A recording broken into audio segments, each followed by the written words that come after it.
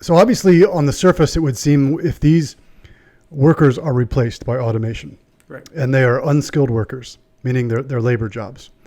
And let me rephrase that, because there are a lot of labor jobs that are skilled. Over the weekend, I helped a buddy of mine pour concrete, and highly intensive labor job, potentially one of the hardest things that one of the hardest works I've done before. And I've baled hay, I've done concrete, I've done lots of things, but the skill and craftsmanship is it's like just a term. Like, it doesn't mean that you don't have any skills. It just means you aren't like college educated, which is dumb, because like when you think of skills, like sure, you don't think you sat in a classroom, you think no. of like physical skills, but that's just a term that people say.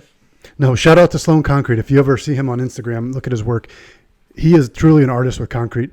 If you look at his house, his kitchen sink done in concrete, his table concrete, his outdoor deck, not a second level deck, concrete. Like, everything is, and it's beautiful. I mean, everything from stamped wood, you'd walk on it, you'd be certain that you were walking on wood planks, but it's all stamped concrete. So definitely high level skill there in that job. He's not a sponsor yet. Wink, wink. Wink, wink. Yeah.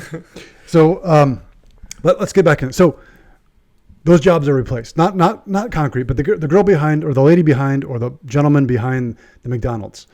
Or the truck driver, or the retail worker, the administrator. All of these jobs are. Yes, yep. These are now on robots. Yeah, right. These are now done by robots. The potential problem on the surface, it would seem like, what do we do with these people now? Because it would seem like that everything is moving to. Last episode, you talked about the cars and the cars being a rolling computer, and you said now they have a diagnostic box that we plug in these cars. Mm-hmm. That did not replace the mechanic, but it forced the mechanic to upgrade his or her knowledge of of how a car operated and how to repair it. Right. Sure. And you're going to see that with the workers. They're going to either they're either going to have to increase their education, their know-how, or what I also believe is going to happen is, I also think that there's a book out there called The Inevitable, and it's by Kevin Kelly. And I would recommend that anybody, it's a little bit dated now, but it's still as relevant as today. And he talked that, one of the things he said is, if you look at every technological revolution that we've had, it has created more jobs than it got rid of. And every time that we come to that process, somebody will say, well, it's different now because of this. It's different now. And we're saying that with AI, right? It's different now because they're truly going to replace us, and where are we going to go? Before I got on here, I didn't even know this existed. The Institute for the Future is actually what it's called. IFTF.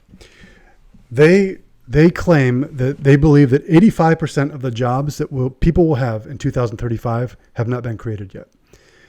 Something that will, if we look at in the past, the typesetter, the milkman, the switchboard operator, all these were phased out because of some technology, but yet in 2019, fall of 2019, our unemployment rate was 3.5%. So at that point in time, basically, if you wanted a job, you were out there working. What year was that? That was fall of 2019. I'm going to ding you every time you say unemployment rate. It's just Why is that? Because you should be focusing on labor force participation rate, because unemployment rate doesn't include. Unemployment rate is a number that can be used, but in the context that we're about to use it, it should not be. It's not the correct number that should be used, because it doesn't include. It doesn't include discouraged workers and underemployed people. So somebody with a college degree that is working like a minimum wage job or something, it doesn't include those types of workers. So, but I would go back to the minimum wage. People who rely on minimum wage for a living has been declining. For decades. Okay, so let me give you a better example. So somebody with like a STEM degree that's working like an administrative job in a university. Sure. But just because you have a STEM degree doesn't guarantee you to a job in that field. I went to school for exercise physiology. I'm not working as an exercise physiologist. I don't want to be. But sure, but okay, so we're talking about like not a non-salary equivalency. So somebody that should be making 120 and they're making 40. That's what I'm talking about. Yeah, right. Okay. And I agree. Sometimes that happens, right? Especially when you're between jobs, though. But I would tip my hat to the person who goes to work rather than sitting home and collecting the unemployment benefit. Okay, so then go ahead and continue with what you were saying. Sorry, I just wanted to. what I'm saying is and everything we're talking about is unknown. So it's unsure what's going to happen.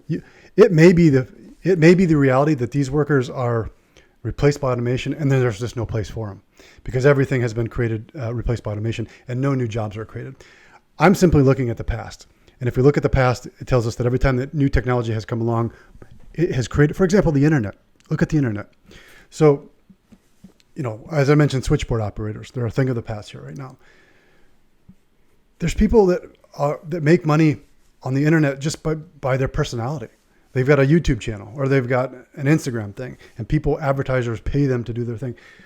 That's ridiculous. And of course, not that many people actually are able to do that. But think about how many online businesses were created because of the internet. Think how many businesses have been enhanced because of the internet and therefore have been able to hire new workers. Sure. So I think the best way to go about this, because I might go on a rant, like where I have to because some of the ideas that we're about to talk about are very involved and have a lot of different stuff. So if there's anything else you would like to add, I think is there anything else you wanted to add about creative destruction or anything like that? So I have a solution. My solution is going to be different than yours. Right. And I don't know if I know what your solution is. I know what you're looking to. I don't know if that's a solution. But let's get into it. Let's go back and forth as pros and cons. So here would be my solution. Or let me let you open up actually first. Okay. So just to piggyback off what you were talking about before, let's just start with creative destruction because you had mentioned that. So creative destruction is basically just so you said switchboard workers, milkman, those jobs were they disappeared because of technological progress, or in the Industrial Revolution, they were replaced by machines. You didn't have people manually weaving blankets. You had the invention of the loom, or fill in the blank with any of the jobs in the Industrial Revolution. And then, but with the destruction of those jobs, many jobs were created, like the people that had to work the loom, or like you said, with the age of the internet, people are starting e-commerce stores. We never could have predicted that in the past because those jobs just weren't around yet. So anytime there's innovation, certain jobs will be destroyed and then certain jobs will be created. That's called creative destruction. So going forward, with automation and AI, and when I say automation, I'm not talking about past automation. I'm saying innovation in the 21st century with the rapid increases of technology. So in the Industrial Revolution, we saw there were riots, many years of fighting and settling tensions that resulted in 40-hour work weeks.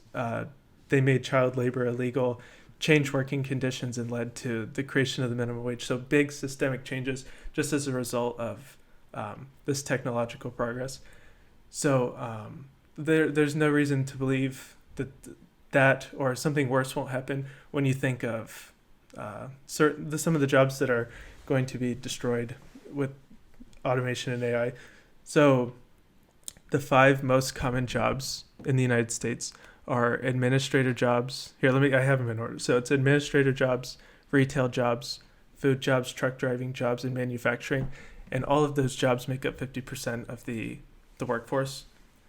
And only 32% of the population are college graduates. So the average American is a high school graduate. And all of those jobs are subject to automation.